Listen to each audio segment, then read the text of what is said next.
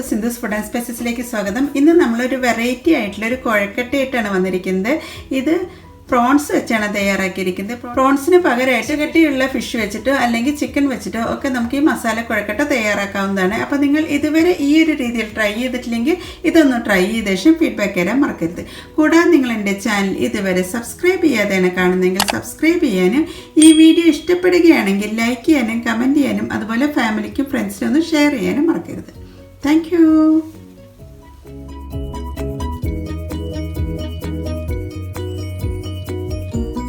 അങ്ങനെ പ്രോൺസ് മസാല കുഴക്കട്ട തയ്യാറാക്കാൻ വേണ്ടിയിട്ട് ഞാനൊരു 12 പ്രോൺസാണ് എടുത്തിരിക്കുന്നത്. ഇതൊരു വലിയ പ്രോൺസാണ്, അതുകൊണ്ട് തന്നെ ഞാനിത് രണ്ടായിട്ടൊന്ന് കട്ട് ചെയ്തിട്ടാണ് ചേർക്കുന്നത്.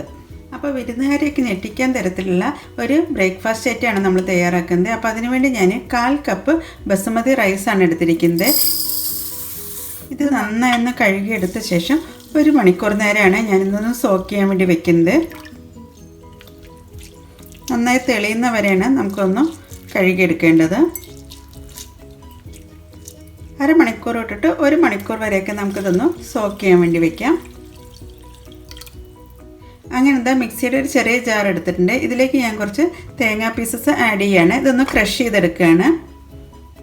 അങ്ങനെ തേങ്ങാപ്പീര ആക്കി എടുത്തിട്ടുണ്ട്. അങ്ങനെ 4 ടേബിൾ സ്പൂൺ തേങ്ങാപ്പീരയിലേക്ക് 1/2 ടീസ്പൂൺ പെരിഞ്ജീരകമാണ് ചേർക്കുന്നത്. പിന്നെ ഇതിലേക്ക് 2 കൊച്ചുള്ളി ചേർക്കുന്നുണ്ട്. പിന്നെ ചേർക്കുന്നത് 1 വെളുത്തുള്ളി, പിന്നെ 1 തണ്ട് കറിവേപ്പിലയും ചേർത്ത ശേഷം നന്നായി ചതച്ചെടുക്കാം. അങ്ങനെ തേങ്ങയൊക്കെ നന്നായി ചതഞ്ഞ് കിട്ടിയിട്ടുണ്ട്. ഒട്ടും വെള്ളം ചേർക്കാതെയാണ് നമ്മളിതിപ്പോൾ ചതച്ചെടുത്തിരിക്കുന്നത്. കുഴക്കട്ട തയ്യാറാക്കാൻ വേണ്ടിയിട്ട് ഞാൻ 1 കപ്പ് അരിപ്പൊടിയാണ് എടുത്തിരിക്കുന്നത്. ഇത് പത്തിരിക്കും ഇടിയപ്പത്തിനൊക്കെ എടുക്കുന്ന പൊടിയാണ്. എൻ്റെ ഒരു കപ്പ് എന്ന് പറയുന്നത് 250 ml ആണ്. അരിപ്പൊടി കുഴച്ചെടുക്കുന്നതിന് വേണ്ടിയിട്ട് 1 കപ്പ് വെള്ളമാണ് തിളപ്പിച്ചെടുക്കുന്നത്. നന്നായി വെട്ടി തിളയ്ക്കുന്നവരെയാണ് തിളപ്പിച്ചെടുക്കേണ്ടത്. ഇനി ഇതിലേക്ക് ആവശ്യത്തിന് ഉപ്പ് ചേർക്കാം. ഞാനിവിടെ ഇപ്പോൾ 1/2 ടീസ്പൂൺ ഉപ്പാണ് ചേർക്കുന്നത്. എന്നിട്ട് നന്നായി മിക്സ് ചെയ്ത് യോജിപ്പിക്കാം. ഇനി നമുക്ക് ഈ അരിപ്പൊടിയിലേക്ക് നേരത്തെ അരച്ച് വെച്ചിട്ടുള്ള തേങ്ങാ മിശ്രിതം ചേർക്കാം.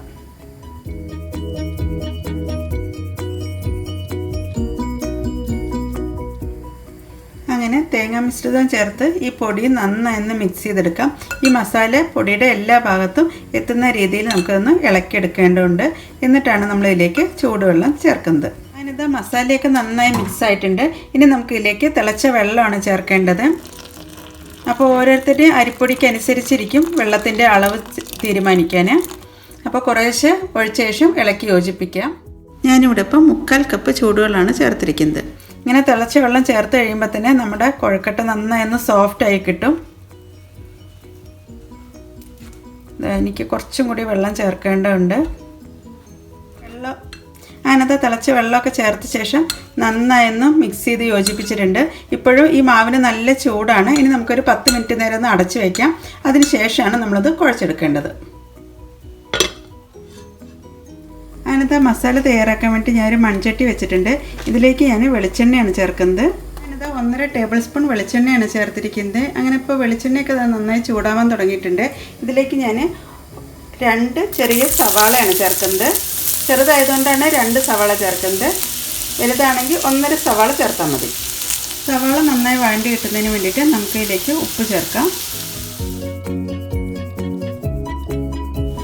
വഴണ്ടി വരുന്ന സവാളയിലേക്ക് 1 ടീസ്പൂൺ ഇഞ്ചി ചതച്ച് ചേർക്കാം.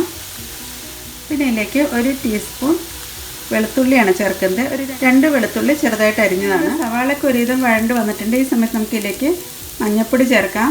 പിന്നെ ചേർക്കുന്നത് കാശ്മീരി ചില്ലി പൗഡറാണ്. ഇത് 1 ടീസ്പൂൺ.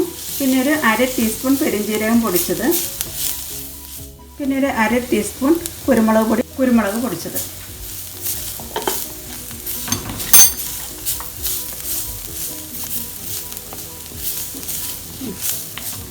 ഇനി നമുക്ക് ഇതിലേക്ക് ഒരു തക്കാളി പൊടിയായി അരിഞ്ഞാണ് ചേർക്കുന്നത്. ഇതിൻ്റെ കൂടെ തന്നെ 2 പച്ചമുളക് അരിഞ്ഞതും കൂടി ചേർക്കുന്നുണ്ട്. നമ്മുടെ മസാലയൊക്കെ നന്നായി മൂത്ത് വന്നിട്ടുണ്ട്. ഈ സമയത്താണ് നമ്മൾ കട്ട് ചെയ്ത് വെച്ചിട്ടുള്ള പ്രോൺസ് ചേർക്കുന്നത്. ഇത് ഞാനൊരു 3ആയിട്ടാണ് ഓരോ പ്രോൺസിനെ കട്ട് ചെയ്തെടുത്തിരിക്കുന്നത്. എന്നിട്ട് നന്നായി മിക്സ് ചെയ്തെടുക്കാം. പ്രോൺസ് പെട്ടെന്ന് തന്നെ കുക്കാവുന്നതാണ്. പ്രോൺസിൽ നിന്ന് കുറച്ച് വെള്ളമൊക്കെ ഇറങ്ങി വരുന്നതാണ്. നന്നായി വറ്റിയ ശേഷമാണ് നമുക്കിതിലേക്ക് തേങ്ങയും കൂടി ചേർക്കേണ്ടത്. അതിൻ്റെ പ്രോൺസും ചേർത്ത ശേഷം ഒരു 2 മിനിറ്റ് നേരം നമുക്കൊന്ന് അടച്ച് വയ്ക്കാം. പെട്ടെന്ന് തന്നെ കുക്കാവുന്നതാണ്. അതിനകത്ത് പ്രോൺസിൽ നിന്നൊക്കെ ചെറുതായിട്ടൊക്കെ വെള്ളമൊക്കെ ഒന്ന് വറ്റി വരാൻ തുടങ്ങിയിട്ടുണ്ട്. ഈ സമയത്ത് നമുക്കിതിലേക്ക് ഒരു 2 ടേബിൾ സ്പൂൺ തേങ്ങാപ്പീരിയും കൂടി ചേർക്കാം. എന്നിട്ട് നന്നായി ഒന്ന് മിക്സ് ചെയ്തെടുക്കാം. അതുപോലെ തന്നെ ഈ സമയത്ത് ഉപ്പൊക്കെ ആവശ്യത്തിനുണ്ടോ എന്നുള്ളതൊന്ന് നോക്കാം. ഞാൻ ഉപ്പ് നോക്കിയപ്പോൾ കുറച്ച് ഉപ്പിൻ്റെ കുറവുണ്ട്. അതുകൊണ്ട് തന്നെ ആവശ്യത്തിന് ഉപ്പും കൂടി ചേർത്ത ശേഷം ഒന്നും കൂടി ഒന്ന് മിക്സ് ചെയ്തെടുത്ത് ചേർക്കാം.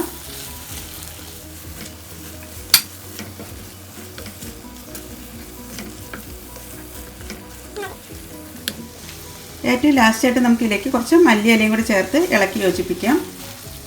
അതിനകത്ത് നമ്മുടെ മസാലയൊക്കെ റെഡി ആയിട്ടുണ്ട്. ഇനി നമുക്ക് തണുക്കാൻ വേണ്ടി വെയിറ്റ് ചെയ്യാം.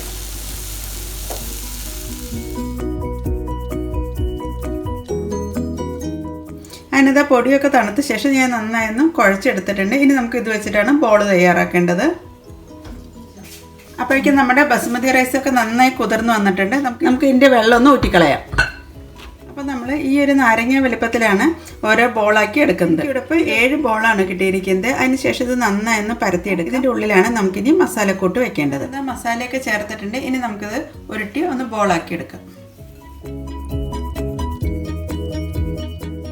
അതിനകത്ത് എല്ലാ കുഴക്കട്ടയിലും പ്രോൺസ് ഫില്ലിംഗ് ഒക്കെ വെച്ച് കഴിഞ്ഞിട്ടുണ്ട്. ഇനിയിപ്പോൾ ഈ ഒരു രീതിയിൽ വേണമെങ്കിലും സ്റ്റീം ചെയ്ത് കഴിക്കാവുന്നതാണ്. നമ്മളിത് കുറച്ചും കൂടി ഒന്ന് അട്രാക്റ്റ് ചെയ്യാൻ വേണ്ടിയിട്ട് ഒരു ഫ്ലവർ പോലെ ആക്കാൻ വേണ്ടിയിട്ടാണ് ഈ ബസുമതി റൈസ് എടുത്തിരിക്കുന്നത്. അങ്ങനെ കുതിർത്ത് വെച്ച ബസുമതി റൈസിലേക്ക് നമുക്ക് ഈ ഉരുട്ടി വെച്ചിരിക്കുന്ന ബോളൊന്ന് റോൾ ചെയ്തെടുക്കാം.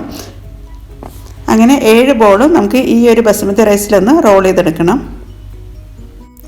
അങ്ങനെ ഇത് ഓരോ റോളിലും ബസുമതി റൈസ് നന്നായി പറ്റി ചേർന്ന് തന്നെ നിൽക്കുന്നുണ്ട്. ഇനിയാണ് നമ്മളിത് സ്റ്റീം ചെയ്തെടുക്കേണ്ടത്. സ്റ്റീമറിലേക്ക് 1 ടീസ്പൂൺ വെളിച്ചെണ്ണ ഒന്ന് സ്പ്രെഡ് ചെയ്തിട്ടുണ്ട്. ഇത് കുഴക്കട്ട ഒട്ടിപ്പിടിക്കാതിരിക്കാൻ വേണ്ടിയിട്ടാണ്. ഇനി നമ്മൾ നേരത്തെ തയ്യാറാക്കി വെച്ചിട്ടുള്ള ഓരോ കുഴക്കട്ടയും സ്റ്റീമറിലേക്ക് വെച്ച ശേഷമാണ് സ്റ്റീം ചെയ്തെടുക്കേണ്ടത്. അരമണിക്കൂർ നേരമാണ് ഇതൊന്ന് വേവിച്ചെടുക്കേണ്ടത്. അതിനകത്ത് എല്ലാ കുഴക്കട്ടയും ഞാൻ സ്റ്റീമറിൽ വെച്ചിട്ടുണ്ട്. ഇനി നമുക്കിത് വേവിക്കാൻ വേണ്ടി വയ്ക്കാം. മീഡിയം ഫ്ലെയിമിൽ അരമണിക്കൂർ നേരമാണ് വേവിച്ചെടുക്കേണ്ടത്. ഇനി നമുക്കിത് സ്റ്റീമറിലേക്ക് വയ്ക്കാം. ഒരു മീഡിയം ഫ്ലെയിമിൽ 20 മിനിറ്റ് തൊട്ടിട്ട് അരമണിക്കൂർ വരെയാണ് നമുക്കിത് സ്റ്റീം ചെയ്തെടുക്കേണ്ടത്. അതിനകത്ത് അരമണിക്കൂർ നേരം കഴിഞ്ഞിട്ടുണ്ട്. നമുക്കൊന്ന് തുറന്ന് നോക്കാം. ഇതാ എല്ലാം അരിയൊക്കെ നന്നായി വെന്ത് ഒന്ന് ഫ്ലവർ പോലെ വന്നിട്ടുണ്ട്. ഇനി സെർവിങ് പ്ലേറ്റ് വെച്ചിട്ടുണ്ട്. ഇതിലേക്ക് നമുക്ക് വേവിച്ച് വെച്ചിട്ടുള്ള കുഴക്കട്ട എല്ലാം എടുത്ത് വയ്ക്കാം. അങ്ങനത്തെ വളരെ ടേസ്റ്റി ആയിട്ടുള്ള ചെമ്മീനുണ്ട് അഥവാ ചെമ്മീൻ മസാല കുഴക്കട്ടയൊക്കെ റെഡി ആയിട്ടുണ്ട്. അപ്പോൾ നിങ്ങൾ ഇതുവരെ ഈ ഒരു രീതിയിൽ ട്രൈ ചെയ്തിട്ടില്ലെങ്കിൽ ഇതൊന്ന് ട്രൈ ചെയ്ത ശേഷം ഫീഡ്ബാക്ക് തരാൻ മറക്കരുത്. അപ്പോൾ നമുക്കിതൊന്ന് കട്ട് ചെയ്ത് നോക്കാം. ഇത് കട്ട് ചെയ്യുമ്പോൾ തന്നെ നല്ലൊരു ചെമ്മീൻ്റെ ഫ്ലേവറാണ് വരുന്നത്. അപ്പോൾ കുഴക്കട്ട ഇഷ്ടപ്പെടാത്തവർക്ക് പോലും ഈ ഒരു രീതിയിൽ തയ്യാറാക്കുകയാണെങ്കിൽ ഇഷ്ടപ്പെടുന്നതായിരിക്കും. അപ്പോൾ എല്ലാവരും ഈ ഒരു രീതിയിൽ ട്രൈ ചെയ്ത ശേഷം ഫീഡ്ബാക്ക് തരാൻ മറക്കരുത്. താങ്ക്